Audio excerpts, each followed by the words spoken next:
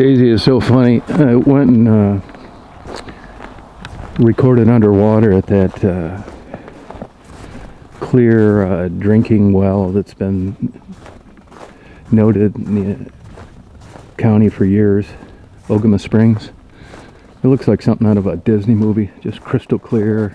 People throw coins in it, and I had a little boat and I put in there, and then I did some video of throwing coins in there with the camera looking up.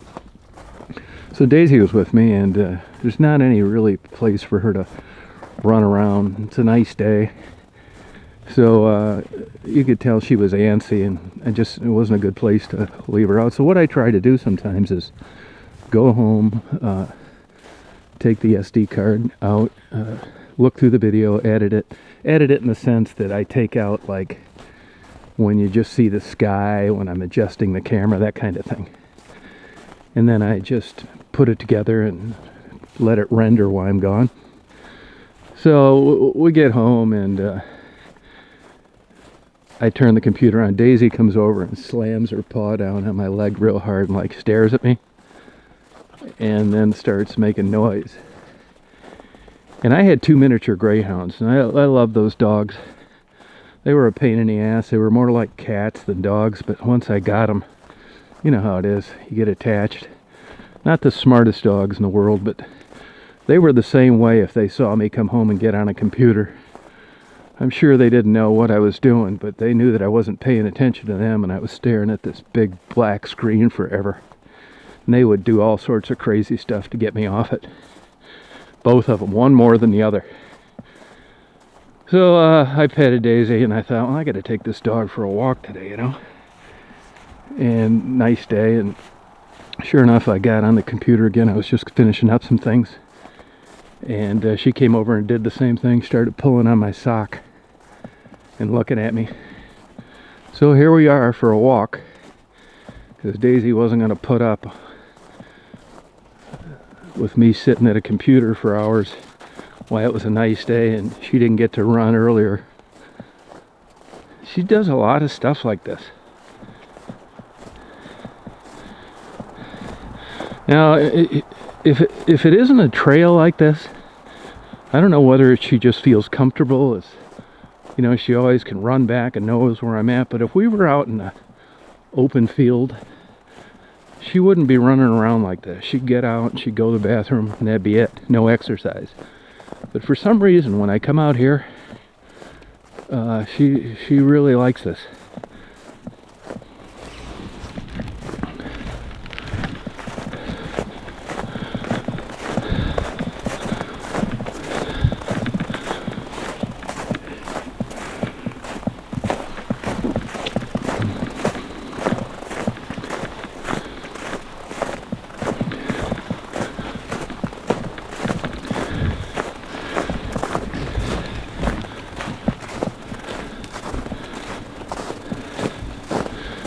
I bought a book that was just published in 2021.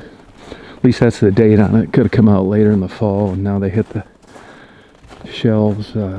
It's a book on snow. I have a lot of books on water, snow, precipitation, ice.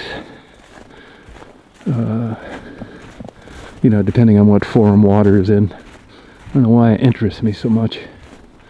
But anyway, I was reading an article last night, and they basically said, now they've been wrong before, that, you know, these snowfalls that I was used to as a kid are probably over for good, at least in my lifetime, which sucks.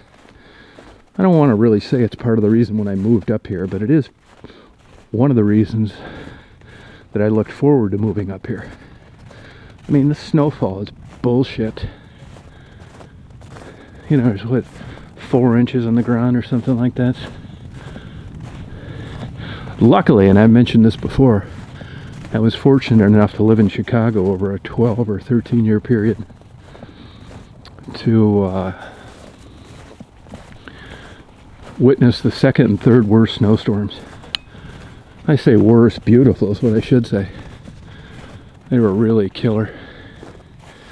I did a lot of photography. I got a lot of videos and photos of it. If you look back at my old stuff, these maps that they make for these trails are the worst. I could tell a third grader to plot a map for people that were going to be out in the winter or the summer walking around, and they could do a better job than these confusing, stupid things. They're absolutely terrible. I run into people all year long that don't know where the hell they're at. That's because they're looking at these maps. Come on.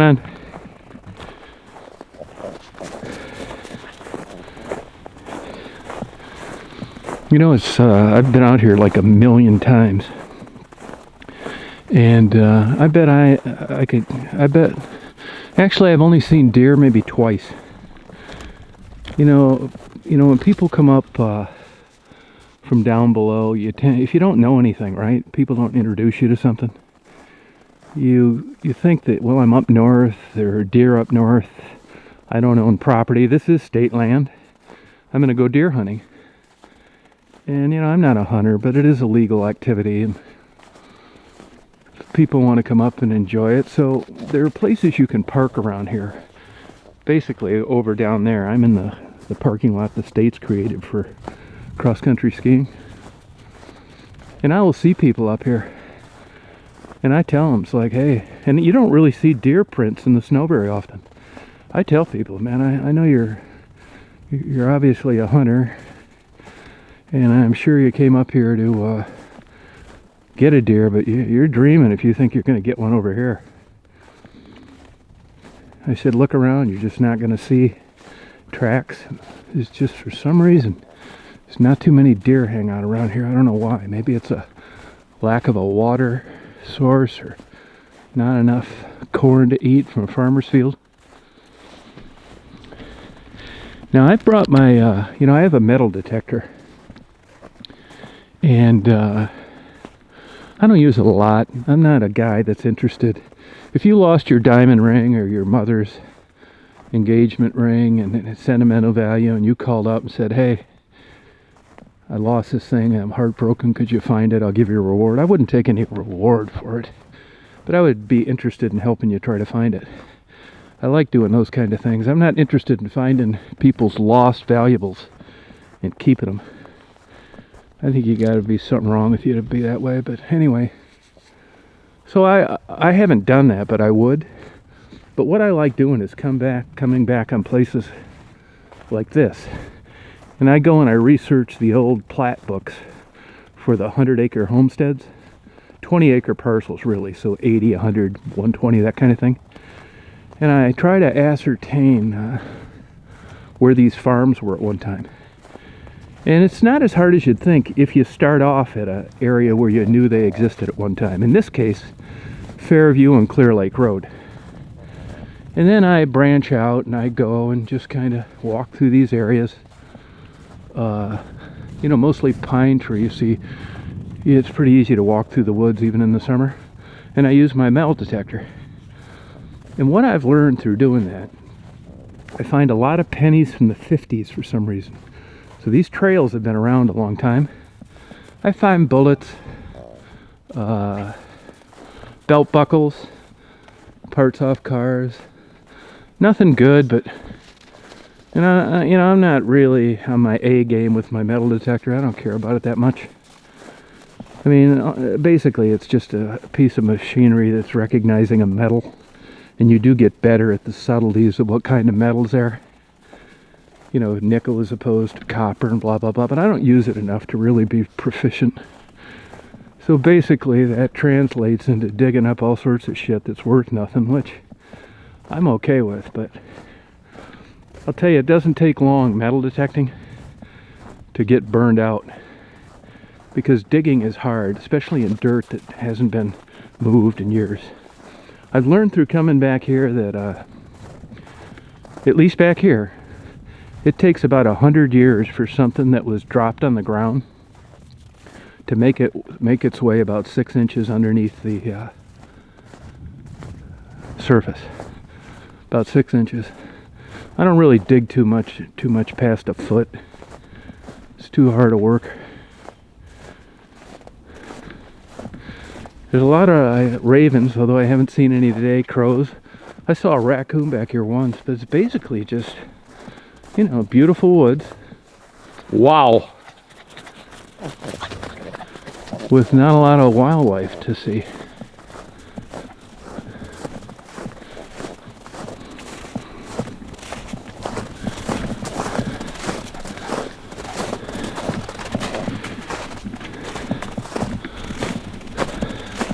Feeling good, hon? Yeah. And I stay off the, supposed to stay off the tracks for cross-country skiing. And there's a snowshoer right there. Different kind of. Because if you're on these cross-country skis, they're just not like a big open area and you just go where you want. You have to have these tracks like this. Real, it's not fun.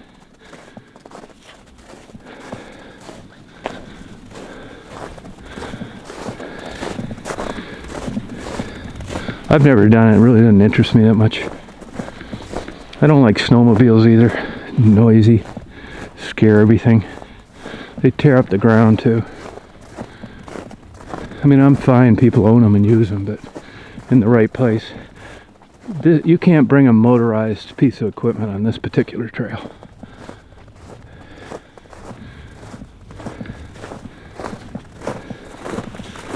It's a little deep for you, hon.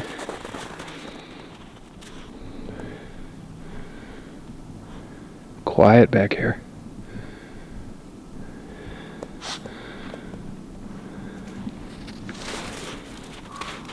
Oh, there's a raven.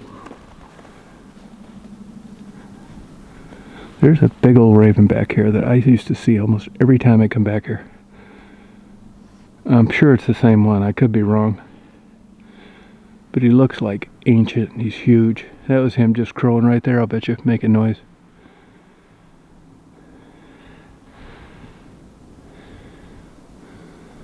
It's a beautiful day today, about 30. Not melting. Perfect. Did you hear the raven, hon? There's a deer tracks right there.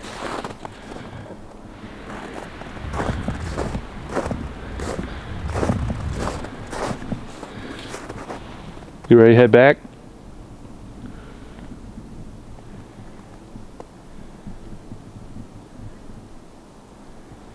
Up in this area, there's managed tree growth. The state has cut them down every 50 years or something. Seems to work pretty well. I mean, they're not right on all the time. They make mistakes, but managed forests is pretty interesting, really.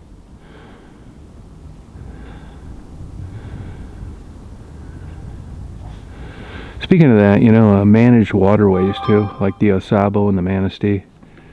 You know, the state reps these as, you know, natural beauty. Not quite.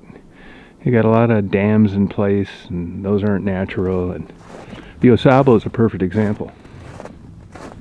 But as I've said before, with the state's interest, it's a matter of commerce. It's a money-making venture.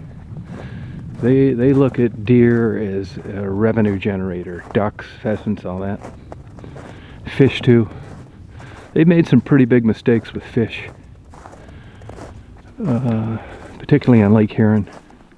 Now, if they were listening to this, they'd say, "Oh, you're full of shit." You know, if we'd have just left it natural. No, if you'd have left it natural, there'd have been a lot less fishing licenses, and you wouldn't have had these import salmon. I mean, these studies will show certain things that that will happen, but there's always things that happen that you didn't anticipate. And if you look at the fishing in general of Lake Huron as an example, I would have to give the state a C-.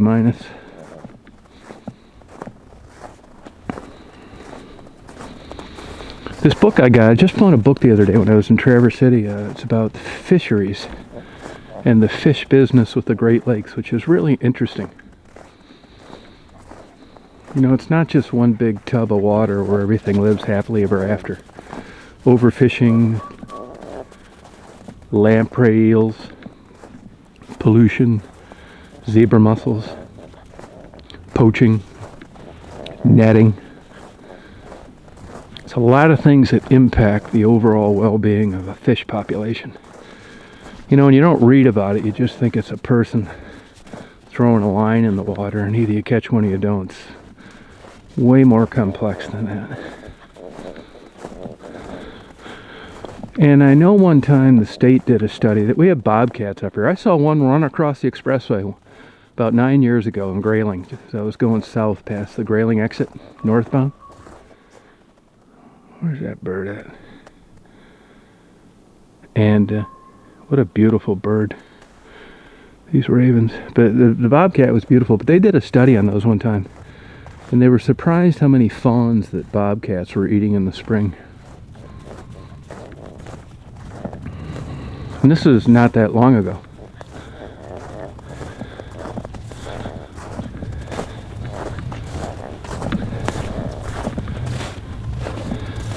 You know, they arrested 3 guys from my town, West Branch, for illegally shooting elk. And they are going to hand their ass to them. I don't know why you'd do something like that.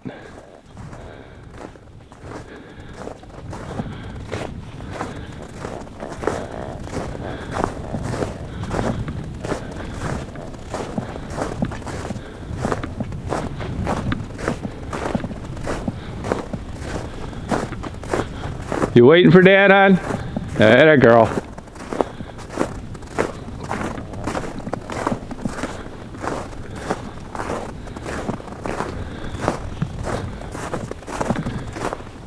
Daisy's about ready to turn around, I can tell.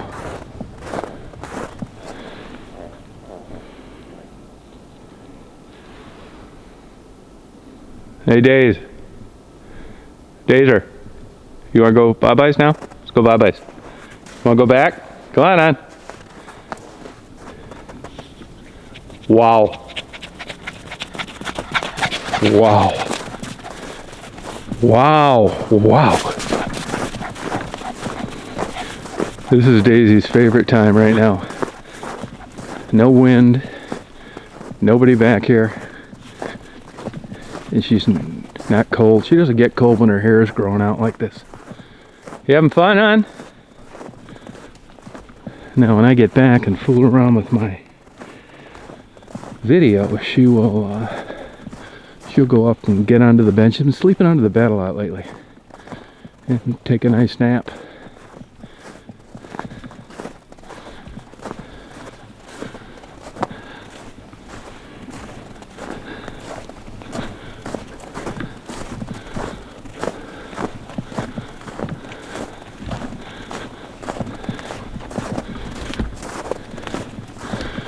I saved that chicken we got yesterday. So I'll give her a chicken dinner when we go home and just drink a bunch of water and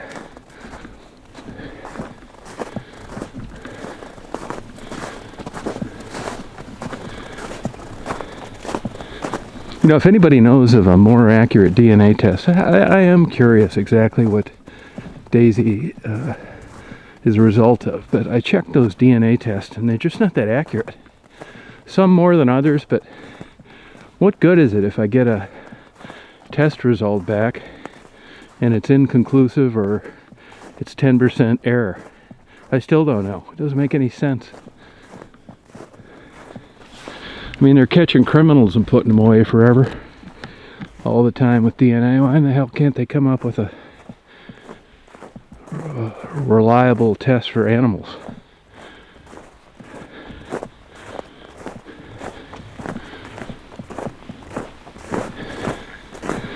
It's pretty interesting too how when they look at fish different places, like the National U.S. Wildlife Fish and Game, they go around and do genetic sampling different places and determine the age and see if anything's sneaking into the water chain that is recent, that kind of thing.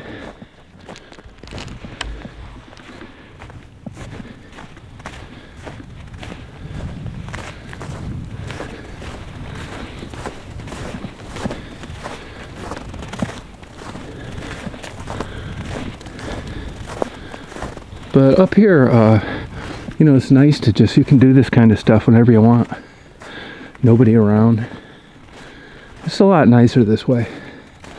If you're like crossing paths with people the whole time you're outside, it's like, this is what I was trying to get away from.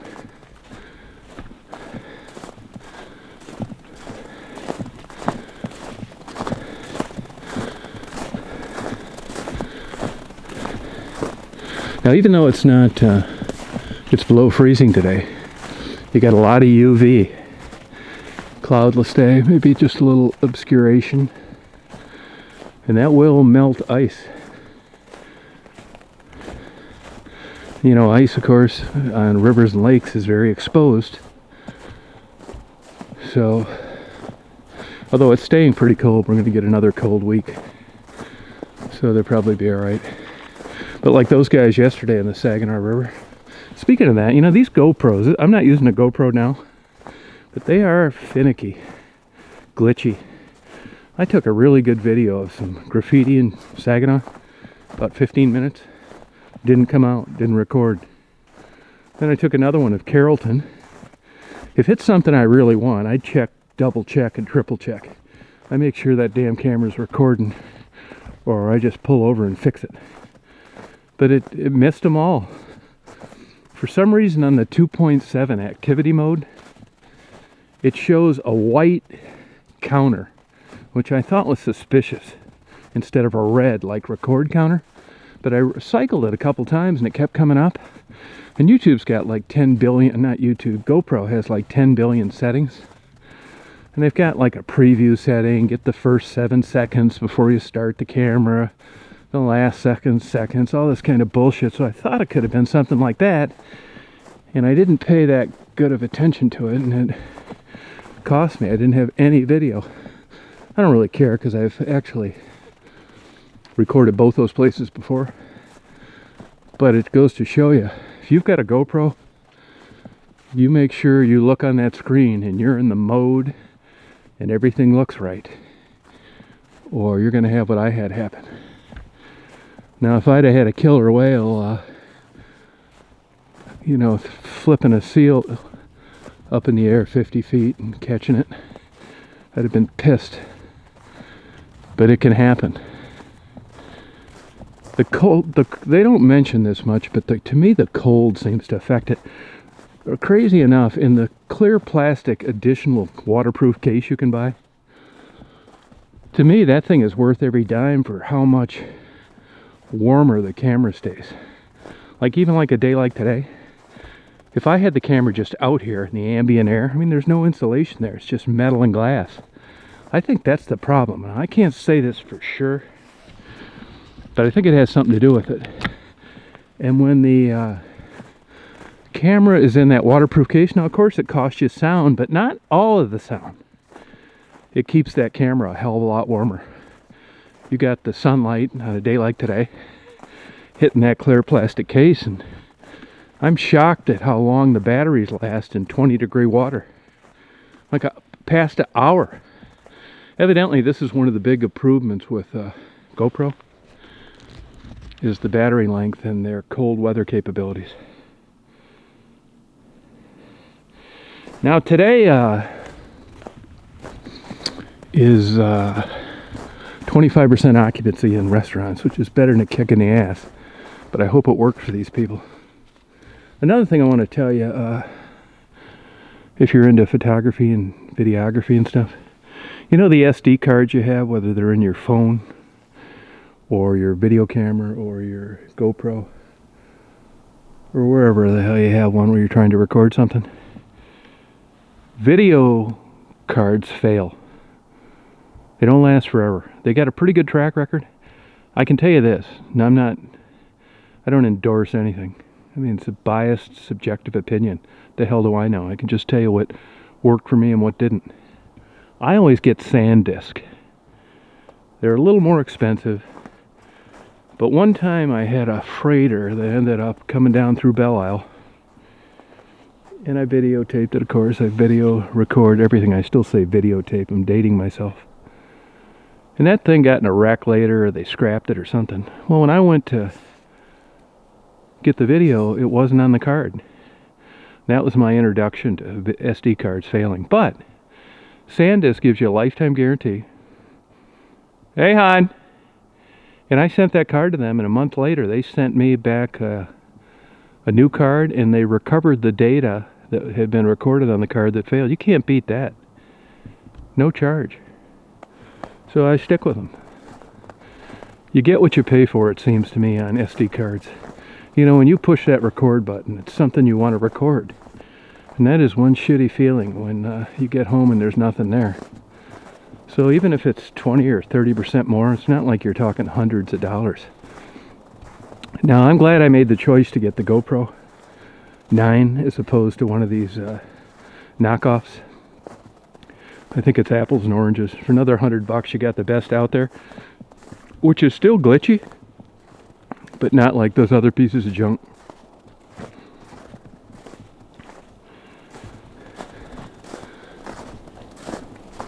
Now, I bought a couple cameras just to have fun with. I've been kind of bored lately. I bought that small Kodak, and I've got a Fujifilm camera coming. $100, $90. I'm just having fun with them. I didn't rely on them for anything good.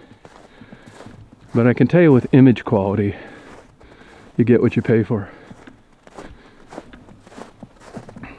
I mean, you know, you look at, people get conned into this megapixel and this full HD and 4K and all this shit. It's not the same. 4K on a small sensor like a phone is not the same as full 4K on a big sensor like a 1-inch mirrorless camera that's recording video. Pixels isn't what you think it is, and neither is resolution all the time. I mean, if you go and look up Leica, Hasselblad, Nikon, the upper end Canons, they're not getting that dollar amount for them because someone can go out and get the same thing for $500. Yeah, it matters.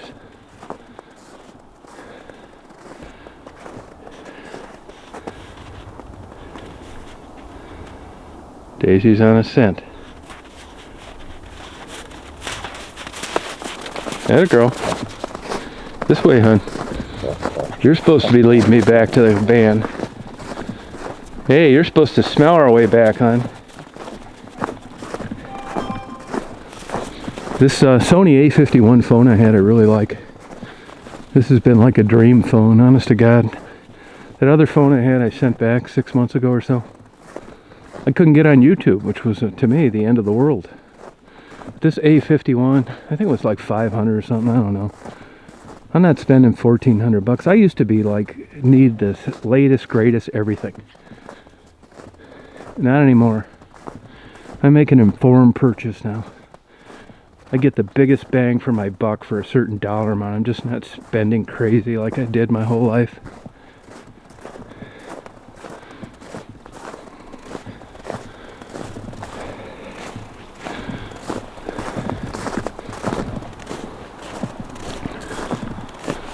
This beautiful snow just falling on this dead oak tree.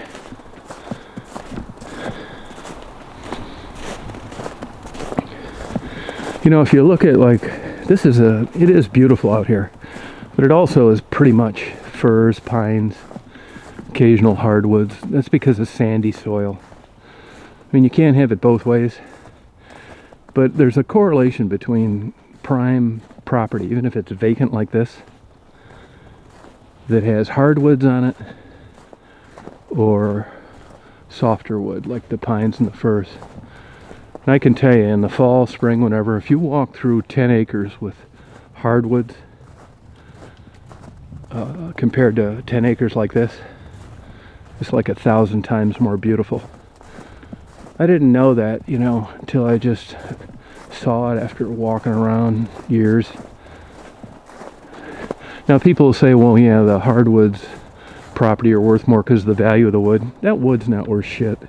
I mean, you do get some lunch money for it, but it's not the crazy money you think. These wood purchasers are really finicky about knots and, you know, splits and all this stuff. They want to use it for veneer and furniture and stuff. And you just, you know, you got to have like a beautiful specimen. And when you're just in an unmanaged forest like this, if it had hardwoods, that's not happening. It does happen, but it's not the crazy money you think. You'd think, well, I own 100 acres, I got all these hardwoods, I'm going to contract this company. They're going to come in here and look at this, cut them all down, I'm going to live happily ever after. It's not happening. First of all, your property is going to look like shit. And you're not going to get the kind of money that's going to be life-changing. I mean, you may buy a new car, but you got 100 acres now that sucks, or 10 acres, or whatever it is. It's not as pretty. There are books published on oak trees and the life they sustain wherever they are. From insects to birds to all sorts of shit. Where a pine tree, other than cover, that's about it. Cover for wildlife. But an oak tree is, that would be like a gold chipper tree, chestnut tree, walnut tree. These things are not only beautiful and provide all the things that the softwoods do, but they provide life, beauty.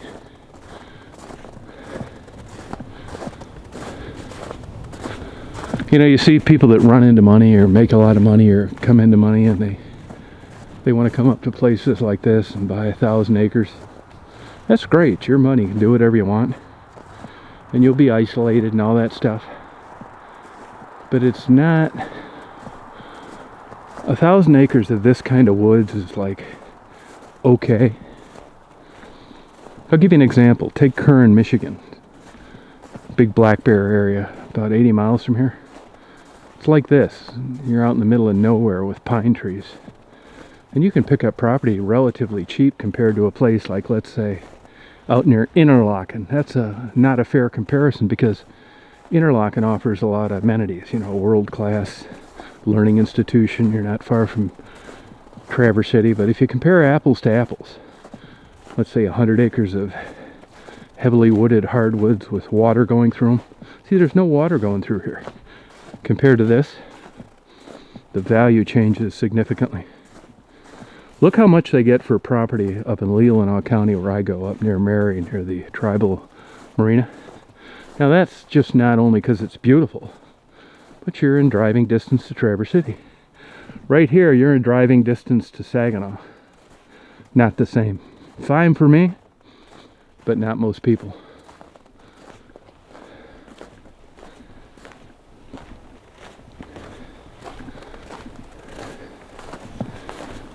Is that a good enough walk for you, hon? Here's the beautiful Astrovan. I just turned 402,000 miles. And for all you people driving new cars, this got me here today just like your car would.